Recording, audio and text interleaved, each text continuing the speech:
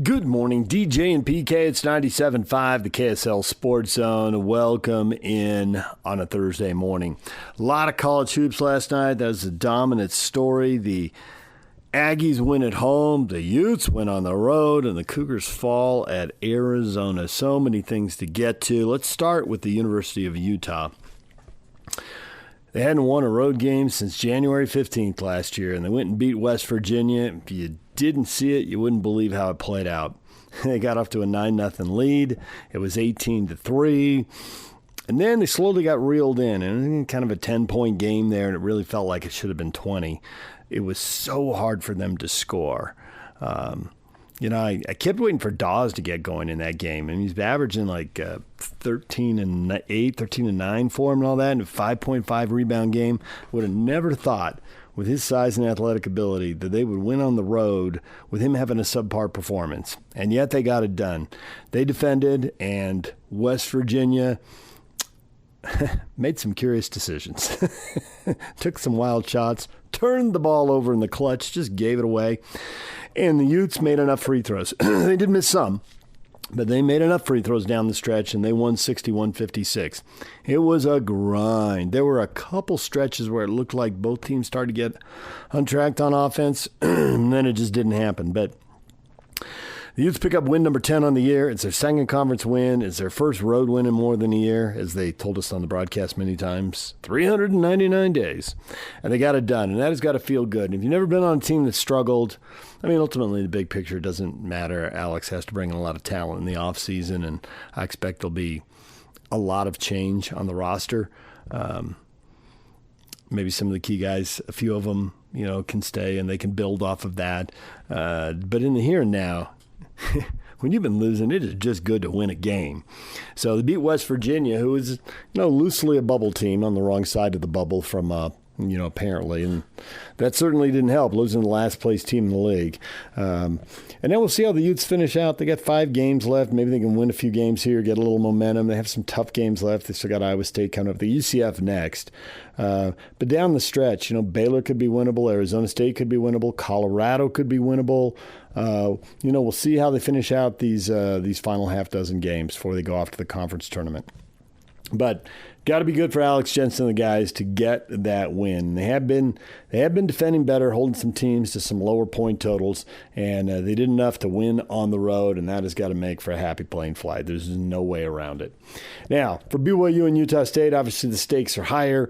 While the Utes do their rebuild thing here, the other two are trying to get to the NCAA tournament, get good seeding, and set themselves up. And the Aggies, at home against Boise State, did not get off to a great start. They trailed in the game. I was watching the other 2 games finish up, so I didn't see the start of that one. I picked it up just as they caught fire.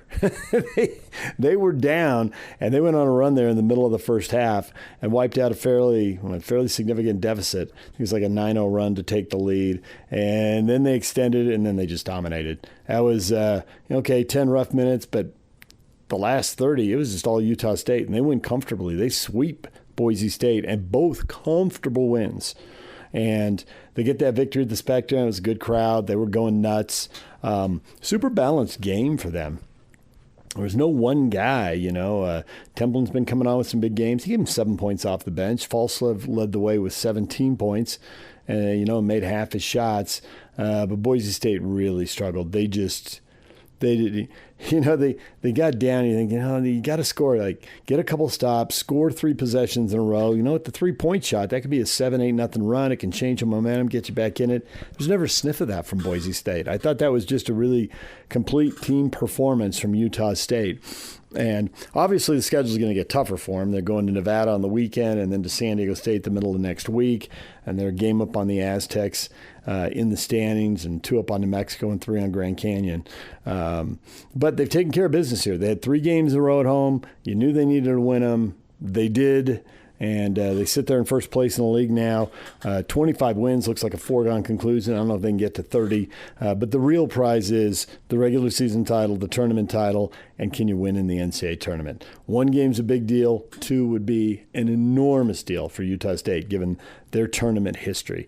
That's where it all sets up. And that was just a thorough workman-like performance Can you find stuff wrong with it? Probably, especially in the opening minutes. But man, I thought that was 30 minutes of really good basketball down the stretch.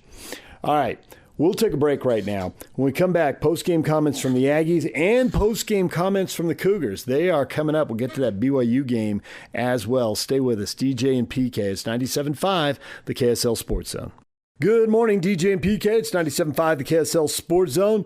College basketball, the story of the night. Utah State dominates Boise State 75-56. It was a heck of a win for Utah State. Just really solid. It didn't start out great, but they turned that thing around. They had a little blip there, but man, they got that fixed. They went on a run there to end the half, and they just could not be stopped after that. It was really impressive. I think they were down like 23-21 with about 6 minutes to go in the half. Finished the half on a 9-0 run, and then dominated from there.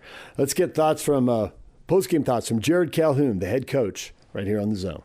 Defensively, it really felt like you guys put on a clinic there, especially in the second half. Yeah, it was the best one I've been a part of in a long, long time. To hold a team that came into the game, number 2 in the league in offense, 82.5 a game. They were 5th in the country in their last 9 games scoring the basketball. So we really wanted to stay connected throughout possessions, finish possessions with rebounding the basketball. And I thought there was a ton of guys you could give the game ball to. Mason carried us in the second half offensively, but I thought Zach Keller and some of those guys off the bench were unbelievable. But a lot of guys gave great efforts tonight. You mentioned that, sorry, Spencer, you mentioned that Zach usually can only go about 2.5 minutes at a time. He went 7. Yeah. I didn't get him out to the 13:30 mark. You ran that horse hard tonight. I mean, if he plays like that, that takes it to another level, right? I mean, you can pick and pop. He and Gary, I've been saying all year, they can guard. Adlin can guard. To hold his team to 56, unbelievable. Shout out to the crowd. We got dumped on, this morning with this snow, and to see a sold-out crowd, people just so committed to this program. And, of course, the herd, I thought there was just a nice vibe tonight, and everybody that came in the game contributed. So, 2 things. Keller was aggressive offensively. He was looking for his shot. He was. I mean, where did that come? I mean, where did it come from? What's kind of a shame? I only get to coach him 5 more regular season games, and I hope a whole bunch more after that. The thing with Zach Keller is he just needs confidence. His teammates absolutely love him. He's been coming, man, since the Wyoming game. He's been on a mission. Practice habits have been really good. And, I think he knows we're inching toward a NCAA tournament berth, and that's something he's never been a part of. Colby King's never been a part of. We got all these freshmen that need the experience. They're just really committed right now, Spence. Our practices have been good. Our scout team is really, really good. Everything's competitive in the program right now, and the difference I've been saying between last year and this is the defense. Scotty, I just got to ask one more. Yep. You talk about defensively elite.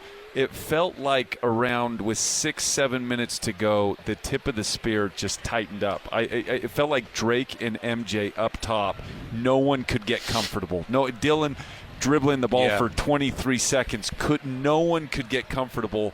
And they didn't score in the final 5 minutes and 10 seconds of the first half. And then it just carried on to the second half. I think we have some of the best perimeter defenders in the country when they're locked into the details. We talked about a couple things going in this game. Like, if we want to win a league championship, get to the NCAA tournament, finish this thing better than last year, it's all about the details. It really is. What pick and roll coverage are you in? I thought Colby King, when he came in the game, very, very disruptive, turning guys end line to end line. It wears on you, Spence. Like, when you're a point guard like that, you're the only one handling the ball pretty much for them. Yeah. There's a lot of pressure on them. And I think Coach Duryea, I've told him before the game, I watched like 8 games. I've been watching a lot of tape tape on these guys. He's been elite in his play calls. Tim Duryea has been awesome. They've been executing, scoring, and Dylan Andrews has grown a lot for their team. They're going to be very, very dangerous come the conference tournament. They've lost an incredible amount of close games. They've kind of been snake bitten.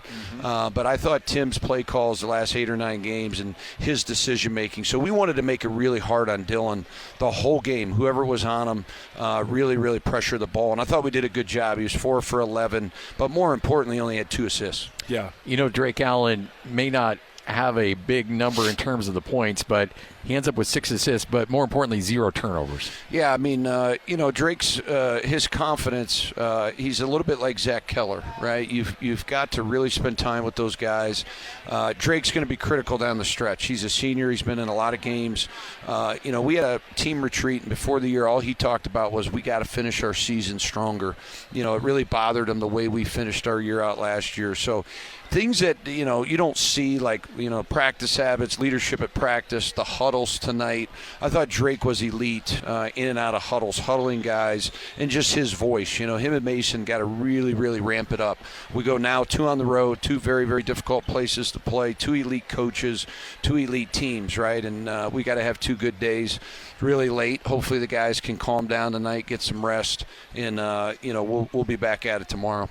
There was a moment when you're down 21-14 and you're coming out of the timeout. Mason comes into the game and he's making the motion like, hey, let's get it going. Let's get it going. And just those little verbal cues, you need that from your leaders. We couldn't make a 3 and we couldn't make a layup, to be honest with you. And sometimes it's, the other team. I thought we got great shots early in the game. I thought we would have scored 90, 95 if we would have played better in the first half. We had 30. We should have had about 42. We left a lot of points. Mace missed a couple floaters. But the thing about Mace is he doesn't get down. Like some players, when they're not making shots, they'll get down and it'll affect their next. We just say play green. I was really proud of them, to hold them to 23 in the first half and struggle offensively. That's growth for us. That's a team that I told them at halftime, you have to be able to navigate through a game, win ugly, win pretty. Whatever the game takes, you got to find a way to win, and that's what we did. We just kept sticking with it throughout this game. We talked about that. It was a little bit of a different win in the sense the floodgates didn't open in transition, but the floodgates opened in the half court, right. which is very, very different. When you're sitting on the sidelines, I mean, the MO is, hey, they're going to grind, it's going to be ugly, and then all of a sudden a 13-2 run in 2 minutes, and the other team's not going to know what's going to happen. You guys, that's happening now. Do you feel when that's going to come in the game? Yeah, I mean, I think the thing of it is we have so many offensive threats, but it's the activity defensively on the ball, right? And tonight I thought we finished a lot of plays, tough rebounds. I mean, Fielder's massive. I mean, look at it. I mean, he's 7 foot. He's a big kid. Buchanan, really strong guy. The kid that has played really well for him is Parolin, the big kid. And his stats are, they don't show up, but he's physical in there. So finishing some of those tough rebounds and getting out, it was nice. And I thought Perryman, did a nice job. I wish I could have got him more minutes, but he will. And he's great. Like, his attitude is awesome. That's the thing about this group. They really sacrifice, and they know certain nights, some guys are going to play more minutes. They get it going. But I thought every time we put somebody in, we got good energy. Coach, I'd love to ask you more questions, but I got to save some because you're stuck with me on a coach's show. You got to drive through this canyon. He's going to get Scotty. I'm going to be very, very short tomorrow, so I might bring Eric Kaut and Johnny Hill. Let's go. Because my daughter, my 11-year-old, said, "Dad, are you ever going to watch me? Are you ever going to watch one of my games?" Oh, don't even show up. I know it's don't even show up. I'm going to do 10, 15 minutes because I'm not going to miss your game, but it's in Weber. It's we got no local games, so we're always driving to Weber on Thursday night. Wow. So hopefully the snow will be good so these little girls you don't have can to play. worry about Scotty driving home. He's staying at the Motel Maverick in Wellsville. This guy puts in more miles than anybody I've seen. I told him he can stay in my basement, man. You're the best, Coach. Take care. Congrats. Here's Jerrod Calhoun, Aggie coach, after they beat Boise State at home. So while the Utes win on the road and Boise State wins at home, the locals do not get the trifecta. BYU cannot win. They go to Arizona. They fall 75-68. Back and forth game for about 15 minutes. I thought Arizona, that was a good end to the half for them, and they hit a big shot. And did they get away with a hold? Yes. I've seen the detectives on social media. You have the video. There was a hold, but it didn't get called. I also thought Arizona started the second half well, and then BYU was just chasing the game from there. They just didn't have enough firepower. Dybantsa had 35 of their 68 points. He had more than half the points. 34 would have been exactly half. And he finished with 35 points, and nobody really went with him. Davis had 10. Wright had 13. They only got 6 points from the bench. They had no answers for Anthony Delorso off the bench for Arizona with 22 points. That is the most points he scored in any game in his 2 years at Arizona. And the BYU bench couldn't give him anything. The other starters couldn't give him much. It was Dybantsa was great, but you need a team, not a star player. They gave Boscovich the start, and he didn't score, and Keita only had 4 points. So just wasn't enough from BYU. They hung in there. They kept battling. They got down big. They rallied late, and then, it was a little bit like the game in Provo. They weren't down by as much, and they didn't get as close on the road, but it made it a little entertaining. But ultimately, they never really had a chance to win that game. A couple of soft turnovers late in the game kind of blunted the momentum for them, and it just didn't come together. So let's get to the post game. Kevin Young, AJ Dybantsa with the media after the game. Why do you think your team manages to have these abilities to shrink leads or deficits like this at the end of the game? And why do you think that those things aren't happening so much earlier in the game to avoid falling down? Yeah, I didn't think that was the case in this game. I mean, I thought it was a neck-and-neck game, and they got a little spread by getting a few offensive rebounds where they got that lead. So that's a fair question because it's happened. I didn't think what you're referring to, I didn't think was the case tonight. From a standpoint of, why didn't you do that sooner? In terms of our ability to not quit, we just got competitive guys, and I think we have a lot of belief in ourselves no matter the situation that we find ourselves in, and that was the case tonight. But again, I mean, that's a really good basketball team, right? So it's not like you can just say, go do this, and then it's going to work, right? You got to obviously give them a lot of credit because they had a lot of guys that stepped up. AJ, you had a great night tonight. What did you see from the floor that was working for you? I just tried to be aggressive early. Obviously, Richie's out and he brings a lot of scoring, a lot of aggressiveness. So I just tried to mimic what he gave us and try to just instill it in me because we're down a guy. Well, blue shirt. For both of you, just how you guys dealing with Richie being hurt and just how you became the teams come together the past few days? Yeah, I mean, it sucks. There's no getting around it. Richie Saunders, I think, epitomizes everything that's good about college basketball. Hate that he's not out there with us. I texted him on the way to shoot around, just thinking about him and missing him. So, but this is a resilient group. I just told the guys, I've been doing this for, I don't know, I think this is my either 21st or 22nd year in coaching. I never had 4 guys get hurt for the season. So we're going through it, and that's part of going through. That's sports. That's life. You hit adversity, and so I'm proud of our guys for their effort tonight and their effort in practice the last couple of days. We're trying to reinvent ourselves kind of on the fly, and I think there's a lot of good things that happened tonight. Super disappointed we weren't able to get the win, but we got a locker room that's not going to go away. I can tell you that right now, and that's going to be a dogfight every time you play BYU, and we're gonna keep pounding that rock, man, until it breaks, and it will break for us eventually. All right, did you want to answer that, AJ? No, you got it. Jackson, then we'll go to you, and then Jack. Without Richie tonight, obviously it was still very much AJ and Rob heavy offensively. Is there anything? Do you have any concerns with the lack of scoring elsewhere tonight? Or of course, I thought Moo had some nice plays. We were running some actions for him that were advantageous. Tyler and Alex got to come in and knock shots down. Mihail's got to knock shots down.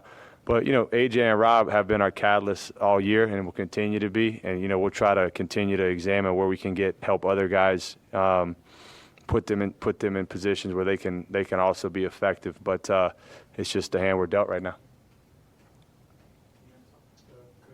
Has really fared well in the last 5 minutes of both games against Arizona. How do you get more out of him through the duration with Sounders being out? Yeah, I mean, I thought tonight, it was clear we were running stuff for him, which is, I give him a lot of credit because in a lot of ways. He was brought in here to do a role that was a lot different than the role he had last year. We were trying to use him as a 3-and-D kind of catch and shoot guy, and really he's got a lot more to offer than that. So in a lot of ways, I've kind of held him hostage, and now he's he's free to make a lot more plays, and we're going to need every bit of it. I think the way he's handled things and has been good, and so. to answer your specific question, I just think is trying to run a few more things for him like we did tonight. Coach, were you surprised at how well they shot the three? Because they've got so much strength in the paint that's not necessarily their go-to thing, but they shot it very well from deep today. Yeah, I mean, look, we said that they were going to have to make threes to beat us, and they did. And so and we want to make other guys beat us. You have to give Del Orso credit. You know, he hasn't had a great year. Statistically, he shot the heck out of the ball tonight. So you have to give him credit. And was I surprised by it? Yes, I was. Well, that's life. Shots go in, and you got to keep competing. And you know, like I said, you just have to give their guys credit for stepping up and knocking them down. You mentioned you liked a lot of things that you did see from your team tonight. Can you kind of expound on that and maybe give specifically which things you liked? For sure, just our attitude, number one. You know, you're playing against a storied program who's having a fantastic year. Obviously, they were down guys too, but you're in their house. We know how tough it is to play here. You know, at least, you know, for me, coming back my second time, it's a great venue. So just our response, our compete, our want to, I thought was very high. You know, in a matter of 2.5 days, we kind of upheaved our offense where we started doing things we haven't done all year. And I thought some things that we did tonight were executed extremely well, just given the situation we're in. So, you know, those are things that we'll look to build on. Oh, Kevin, just wondering about just what you're saying about you guys. Also, Arizona losing Pete, JT Toppin goes down. What do you think about that? Is that just something that happens, or does it seem a little unusual that key guys are going down? Yeah, it's unusual, but I mean, you know, we've all followed and played sports our whole lives, and unfortunately, injuries are part of the game. So, and so is adversity, and so you just have to figure it out, and you got to find ways. You know, I thought AJ did a lot of good things tonight, trying to carry our group. You know, when you have guys go down. You know, like they had guys step up too, right? And to the topping point, like Texas Tech's going to have guys step up, and you know, unfortunately, that's you know, sports can be brutal. But that being said, one thing I do want to say quickly is just I've really appreciated like the brotherhood of the Big 12 coaches. You know, I got several really heartfelt texts from several of the head coaches in our league about Richie. I shot a few out myself to Texas Tech, and just really appreciate like the brotherhood. It's pretty cool. Saul, you the blue jacket, Jackson, and then Brandon, and we'll be done. AJ, how do you balance, you know, your scoring versus trying to get others involved, especially since there's only a few games left to go in the season as you prepare for hopefully the NCAA tournament? I'm a natural playmaker, I believe. I grew up actually like playing the point. So it comes pretty natural to me, just learning how to do it quicker now at the next level when guys, double me. Just try to get off it quicker so guys can get easier shots and just spread it out from all of us. How do you build that trust and that patience with the players that maybe you need to step up? The trust has always been there. I've been working out with these guys since the summer. I mean, I know how they shoot it in practice. I know how hard they go in practice, so the trust is always there. Arizona had the advantage. The first time you played in the down low, you talked about you were surprised by the three-point shooting tonight, but just advantage in the paint the first game, three-point shooting this game. Can you just talk a little bit about kind of their versatility versus maybe some of the other teams you've seen or faced this season? Yeah, no, it's a strength of theirs for sure. Even there, I mean, I thought we did as good of a job of any team in terms of negating their bigs when we played them at home and kept them off the glass. I think we held them to a season low in second chance points, and then Burries and Bradley killed us. And so we. That was something we tried to take away today and crowd the paint a little bit more. And then, then it was the shooting, right? And so you have to give their coaching staff credit for putting a team together that can hurt you in a lot of different ways. And, that's a really sign of a good team where you can win, multiple ways. So, again, credit to those guys for that. You tried some really unique or new rotations and lineups throughout the game. Does the prospect of doing that more down the stretch, does that give you any more optimism? I mean, it's a really tough rest of the regular season, but being able to do new stuff with lineups and rotations. Yeah, it does give me optimism because I thought our execution, I was pleasantly surprised at how well we executed some of the new stuff we tried. But look, man, everything's on the table.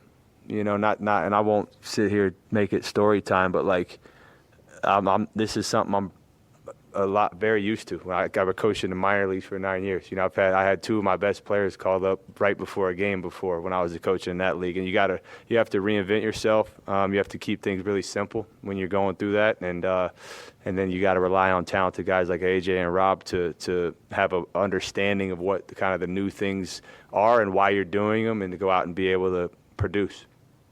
Kevin seemed more impactful down the stretch.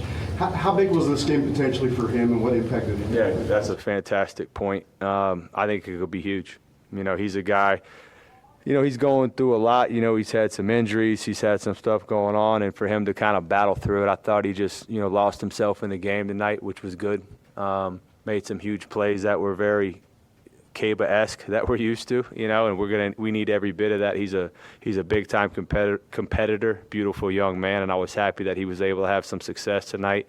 And I really hope, to your question, that it is a springboard for him for the rest of the season. All right, there's Kevin Young and AJ Dybantsa after BYU falls at Arizona.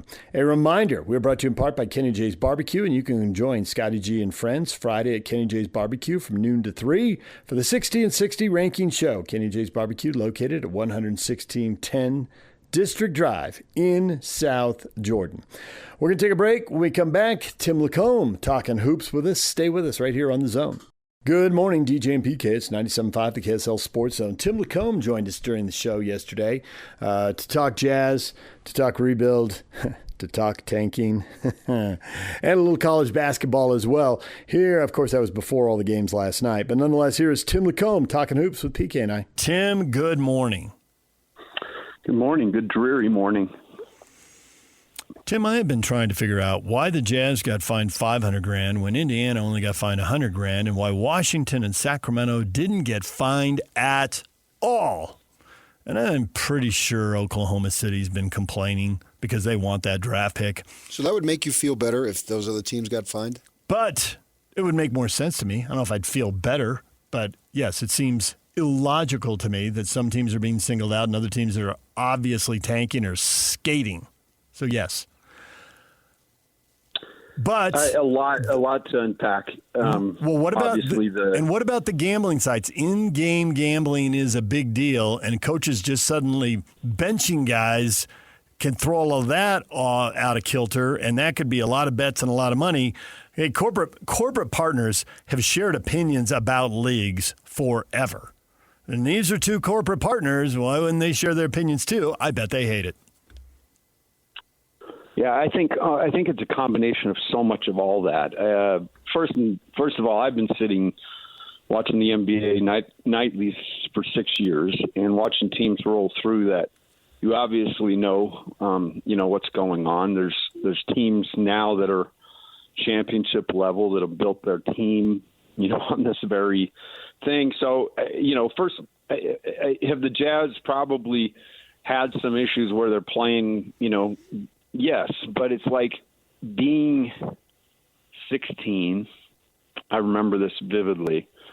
Got my license. I went to Sears driving school. It was a thing. And you got to drive these new Camaros. Well, sweet. And, everybody else had to go schlep it at school, but I figured out a way because my stepdad had some trade, some barter stuff. I figured out a deal. So at 16, I took a 3-week course, and I remember one of the first tickets I ever got about maybe a week later.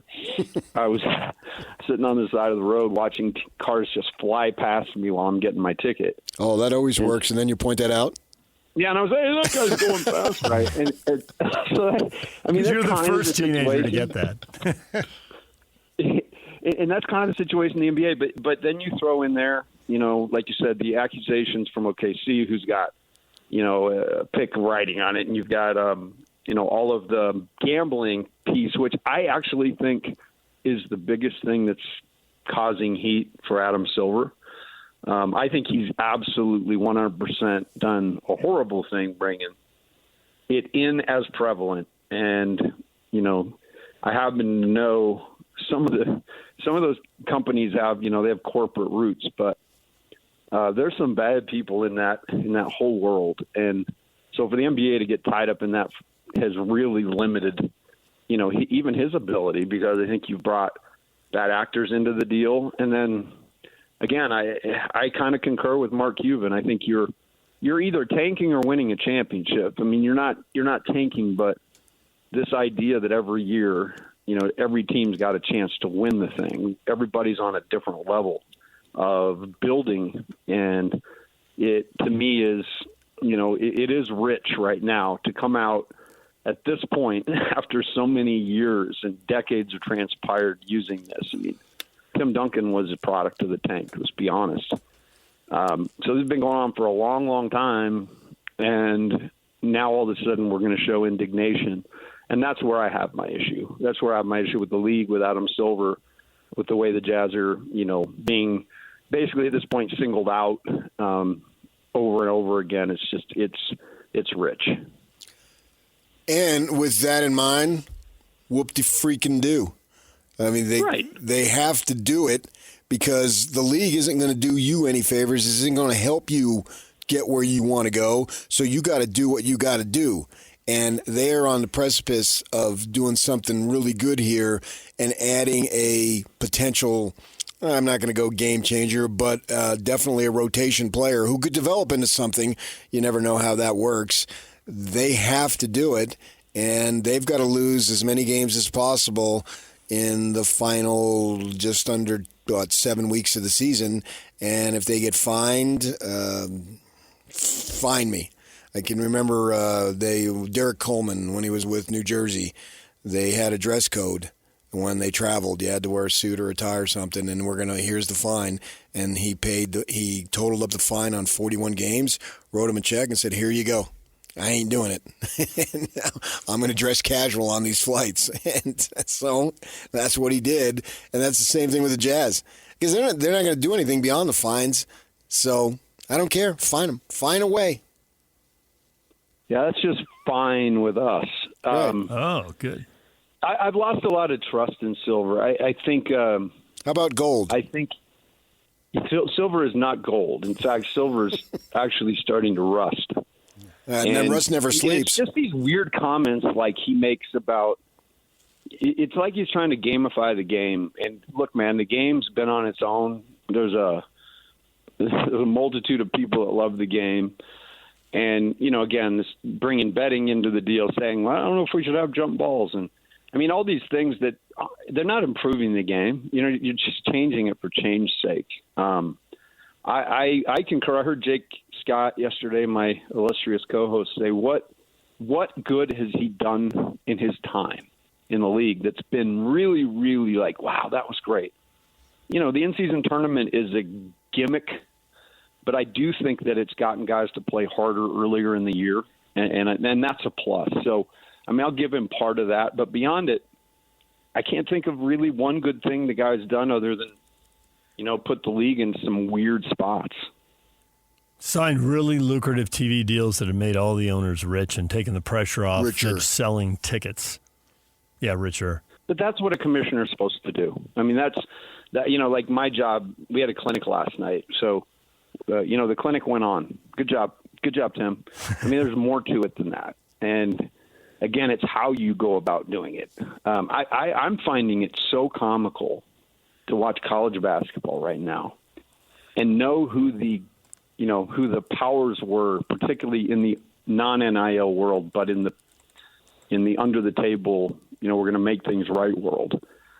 And if you look around at the teams that are really struggling, that weren't struggling before, it's pretty obvious. I took great pleasure in watching Dana Altman at Oregon just absolutely get rifled last night at Minnesota because the money that was funneling through that place. And so really just start looking at the standings and say, well, this team what happened? Oh, Mick Cronin's always angry too. That might be part of his issue. Yeah, that's why I like him. Yeah, you wouldn't like him in person. You were in the coaching world for a long time, and I wanted to ask you a general coaching question. We've seen what happened with the Kansas State coach. He goes out and says, hey, half these guys are going to be here next year. And so he goes public, and he's really, really harsh. And you brought up Cronin, who's been harsh for a good while. And there's been a couple other coaches, Tad Boyle, after they got worked, a Colorado coach, by Texas Tech, he just said we're embarrassed, blah, blah, blah. What level of coaching can you do, like whether it's in person to the team, to their face, or through the media? Because it seems like Tang is, he was 1-11 at the time when they fired him in the conference. I'm sure if he was 11-1 and they had lost the game and he blasted them, it probably would have been okay, but it wasn't, and he lost his job. So I'm just wondering, where's the line there, and are these guys crossing it? I think the lines, and you got this from local experience, if you're winning, that line's out there a ways. You can do a lot, say a lot. If you win, it's when those wins stop accumulating and maybe your activity, your actions start to create a little bit of angst, because it's great when you got a crazy coach that's winning. There's nothing worse in the world to have.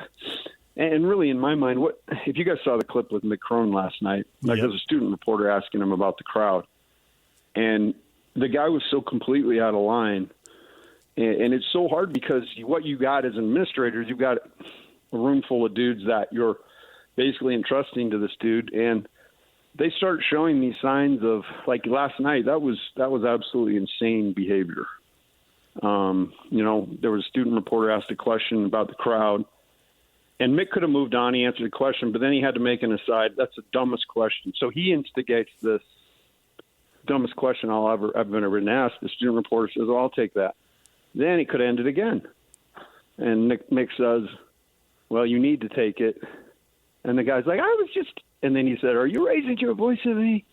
And first of all, Mick's like 5'6". Like, I would walk up to Mick and just elbow him in the top of the head and he'd be done. But here he is, because he's got a whole scrum around him, he's going to take on the student reporter. So as an administrator, you're sitting there going, this doesn't play great. And then those things add up, But I think more importantly, it's for Jerome, it was the 1-11 that caused the issue. And then they look for reasons, right? Yeah. But we're getting away from, I think we're going to get away from, because what a coach has to do now, it's like what Kevin Young's got to deal with right now. In the NBA, you have a guy go down, you go sign a 10-day or whatever. He just had Richie go down, and now he's really got to figure out. He's got to dig in. So there's no time for any of that crap. You got to have a coach that's forward thinking, and so I would see some of those guys just naturally weed out, and some of that behavior again, it's not warranted. You don't, when you guys go down to ask questions, and you ask a kind of a fun question about the opposing crowd. Obviously, the coach is not going to love it, but at the same time, you don't expect Lord Farquaad to get off his horse and want to fight. Wow. Penny Hardaway handled a very similar topic very differently after seeing the crowd in Logan. I mean, just for comparison, look how Mick handled it, right, and then look how Penny Hardaway handled it. Night exactly. and Penny's not exactly Penny's not exactly stacking up the wins right now, and he's not short. Yeah, but he handled that completely differently. No, he did. He was not. He wasn't thrilled with the dunk, but that happens all the time. But when given, talking about it, he's like, the loudest place I've ever been. Yeah. If you have an opportunity to go, and we all know that living out here. So we've had a lot of games now that we're just seeing 80 and 90 points in a 40-minute college game. Used to be you had to hold people under 70 if you wanted to win regularly. Now it seems that number's moved to 75, maybe even 80. And a faster-paced game and more threes. So I get some of that. But I had a former coach say it's because of the transfer rule. Coaches can't coach as hard. You've really got to push guys to get them play defense. And he's like, you think Stu Morrill was up there hugging kids and loving them up at practice? He was screaming about defense. Rick Majerus, Dick Hunsaker at UVU, Roger Reed at BYU. He says, I can go to every school, and every school, and it's different now. Is that why we're seeing 99-92 and 99-94 in your mind? I think partially transfers because, you have to be on your best behavior while still getting something out of those guys, and that's hard. And then compound that by giving them a lot of money. In some instances, guys making more than the assistant coaches are trying to tell them how to get in a stance and do things. So I do believe there has been some of that slippage. But at the same time, we've got, as you said, faster paces, more threes. So that's going to definitely push it in that direction. But having to coach, or I guess getting to coach guys that, are new to the system and making a lot of money, I think that's got to be a little bit of a learning curve on how to manage all that for guys that hadn't really coached professionally. Yeah, and you wonder that Kevin Young was asked about all the transfers and Richie Saunders being a 4-year player and how unusual that is. But in Kevin Young's world, it's not unusual. The transfer portal is what he knows. And so it's like Whittingham talked about, the adapt or die type thing. And that's if you want to be in coaching, if you want to stay in coaching, you simply have to accept it because it's simply not going away and deal with it as the present conditions exist. There's no other way. Exactly. And, Kevin's probably going to lean on some of his G League experience right now. You can never really count on much of a lineup in that instance. And I tell you what, he does a great job being at the game the other day. It was a minute in, when Richie's situation goes down and they really had to scramble, and Colorado had just gotten embarrassed in Texas Tech, so Tad had them ready to go. I stopped by the hotel to say hello to the Buffalo staff the morning of the game, and I've never seen Tad so amped up because I think he'd put a lot into getting these guys ready to go after not playing well in Lubbock. So BYU faced the team was really motivated. They pushed them all night, but big plays. Kevin just stayed with it, and it was a neat thing with Jimmer this weekend being back and being around kind of what's going on there. So a tough weekend, but I believe Kevin can. He'll do a really good job of putting their best foot forward. But the schedule is damning right now. How much can be made up with energy and emotion? Guys who haven't been getting an opportunity suddenly have it, and they can cut loose, and they're not scouted, at least in the short run. So there's got to be a little bit of a surprise factor. How much of that figures in as you look at BYU and Arizona, and then also BYU down the line against Iowa State, Texas Tech, UCF, everybody else on the schedule? Yeah, I mean, that's what you've got to hope for, and I think one good thing I watch in BYU is they really have recruited good players. They've had a ton of injury, but that's the only thing you can do. That's your only option. So, you throw yourself into it. We had that experience, Jimmer's senior year with Brandon, and we only had, I think, 2 games left in the season, and we were fighting our tail off for a championship. And we went out, played New Mexico after losing Brandon, got beat at the Marriott Center. It was a tough one, and then we were able to come back and beat Wyoming. But in that interim, we were able to get a couple rotations with different guys who haven't played a lot. James Anderson, who we got to see this weekend. Big game James was huge for us in that Wofford game. Logan Magnuson was another guy who didn't play a lot all year long. And he actually, in my mind, was the reason we beat Wofford. He made a couple threes when we were stuck. So, yeah, you go to your bench and you get those guys in a spot where they can, really have confidence in the things they're going to do. But it's not easy at all, and you'd certainly rather have a guy like Richie out there. And my prayers to him and his family. Honestly, one of the best kids and one of the best families that I had the opportunity to interact with in 20-plus years of coaching, recruiting, just phenomenal people. So prayers up for all of them, and he'll get through this because that's who he is. All right, there is Tim LaComb. Now, we knew BYU was going to have a tough time on the road. They have a couple more ranked teams at home, and they did show some good things. They just need some people to go with Dybantsa. We will get to that coming up next. Stay with us. DJ and PK, what is trending? The headlines are on the way.